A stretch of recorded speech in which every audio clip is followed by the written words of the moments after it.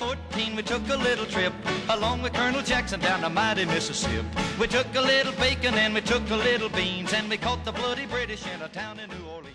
Hey guys, Princeuvselucids here. This is our tour boat we're about to take called the Victory 3. We're going on a scenic cruise of St. Augustine, Florida. So yeah, keep posted. I'll keep you posted. Hey guys, this is Princeuvselucids, and I am on a scenic cruise of St. Augustine, Florida. Yes, St. Augustine, Florida. Awesome place.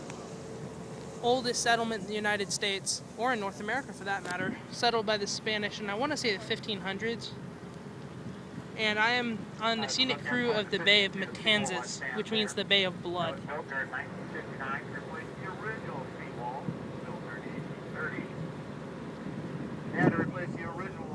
This from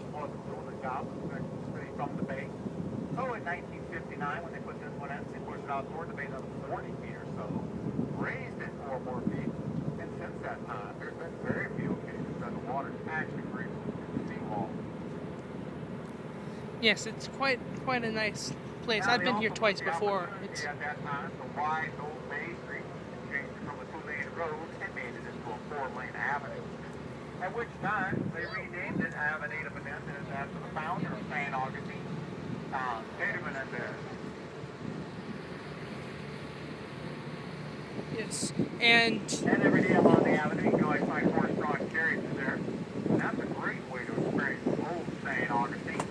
As the very knowledge guides take you down the many back streets here in the city and point out all the unique places of history and interest. The bay was named by the Native Americans the Bay of the Dancing Dolphins because of the abundance of marine wildlife here, particularly dolphins, obviously. But yeah, and it's a beautiful place. We're coming up on the historic fort now. It survived several besiegings by the British, and it was a Confederate fort during the Civil War. First 9 forts, we had log, stone, and mud, and they just didn't stand up to the test of time, nor the various attacks put upon them by Indians or pirates. So the Spanish set about to build a masonry fort that was going to meet their defensive needs. They began construction of Castillo in 1672 and completed in 1695, 23 years later. The labor to build the Castillo provided primarily by local Indians, and they were paid $1 a day, which was about 20 cents. That, along with a ration of cornmeal and fish. The engineers that designed the project, they were brought up from Havana, Cuba, just having completed a very similar project for the Spanish there. And when they got here, they elected to use coquina stone as their masonry block of choice. Now, coquina stone is naturally formed on the island of Anastasia, and the landmass to the right of the boat, and the quarry itself is about a mile south of that lighthouse there. There's a little sea turtle just up ahead of us on the bow there. There he's gone.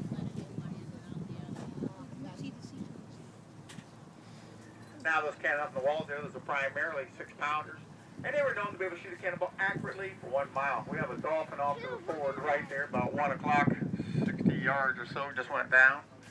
You have to be patient. He'll come back up to breathe sometime. What is it? Look off to the forward right, about 1 o'clock. There goes one. There's a couple of them out there. You missed a dolphin and it came up. They were hiding on us first. Oh, there it is. 2-1.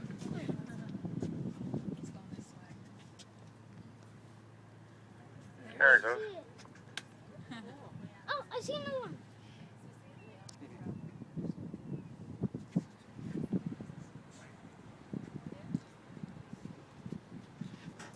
But yeah, I'll keep recording as his scenery changes a little bit, so as not to make this video a Out here in minute St. long. Augustine, we Hey guys, another interesting site, I suppose, a tree line just is north of the cross that is the grounds of the Fountain of Youth, which was made famous by the legends of Ponce de Leon's visits there, searching for eternal youth. another famous That site. blackbird in flight on the left side of the boat, that's a double-crested cormorant.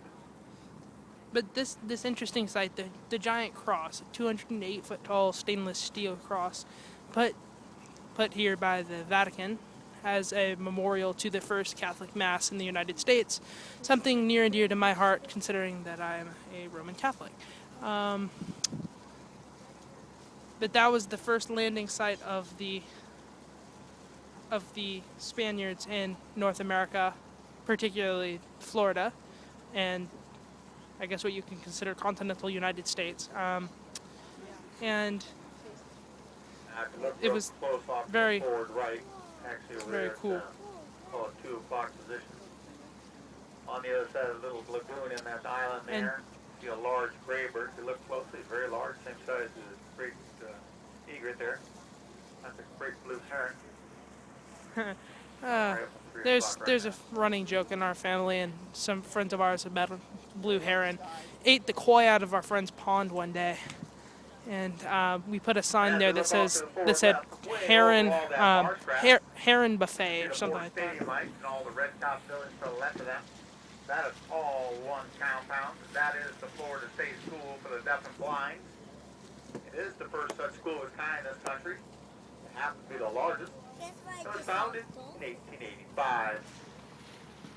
Just to the right of the cross is the Fountain of Youth Memorial Park, and it was made famous by Ponce de Leon, who, because the natives lived to like 80 and the average European lifespan was 40, he believed that he had indeed discovered the long lost, I guess, Fountain of Youth. But that turned out to be bogus, I suppose, when all the natives died of European diseases. Kind of interesting, and also highly I guess in a way it's comical, except that they died, so yeah, but still very interesting. Still very interesting. A lot of wildlife out here. I'll get back to you guys when as things progress, and another interesting site. Hey guys, just real quickly wanted to mention there's the Atlantic Ocean to the right up front. That's a man-dug. I want to say channel, but I don't remember. But that's what the old timers around here call Conch Island. However, as I've just mentioned, it's no longer an island since that old inlet was allowed to fill in. It's now part of Anastasia proper. And it's been a good number of years ago now that the state bought that property, all 1,700 acres of it, and they made it into Anastasia State Park. So now, it's one of 161 state parks here in Florida, and it happens right up toward the top of that list of 161. It's known for its wide, sandy beaches and great campgrounds. Now the park officials do encourage everyone to come out and visit them and enjoy those wide, sandy beaches and the other facilities. They do recommend, however, that you not venture into the interior, as there's lots of little critters out there that really don't need to be disturbed. They got the endangered gopher tortoise out there. They got the endangered Anastasia Island mice. They got rabbits, raccoons, armadillos, opossums, the occasional bobcat and coyote, and of course, lots of rattlesnakes. But a very, very beautiful place. And yeah, guess I'll keep you guys posted. Hey guys, just some unspoiled beaches here. Part of Anastasia State Park.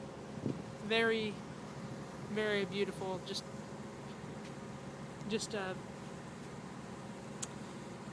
I don't know, just so uncivilized, I guess, is the word I want to put here.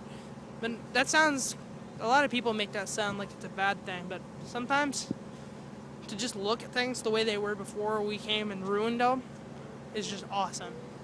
That's what Ponce de Leon and those other explorers would have seen coming in the whole way. That's all that would have been here. Just beaches like that, completely unspoiled, no signs of humans other than what the natives had done. So yeah, just something to think about, really. Just really gets you thinking. But yeah, more as things progress, I suppose. I've said that a lot, but if I videotaped this whole thing, we'd be here for an hour and 15 minutes. Hey guys, St. Augustine Lighthouse up here. Yeah, each lighthouse in the United States has a slightly different pattern so that sailors coming in could identify where they were by what lighthouse they saw. This one is like a black and white pattern that goes up to the top, and the top is red. Not a lot else to say about it. according to the tour, on a clear night, the beam can shine up to 19 miles out to sea to alert the potential dangers posed by the by this particular area. But that's pretty much all I have to say about the lighthouse. So sounds like we're turning around here in just a minute. So probably won't be too much else to see. So I may start again when we dock, or I may just move on to our next, whatever we're doing next. So just keeping you posted.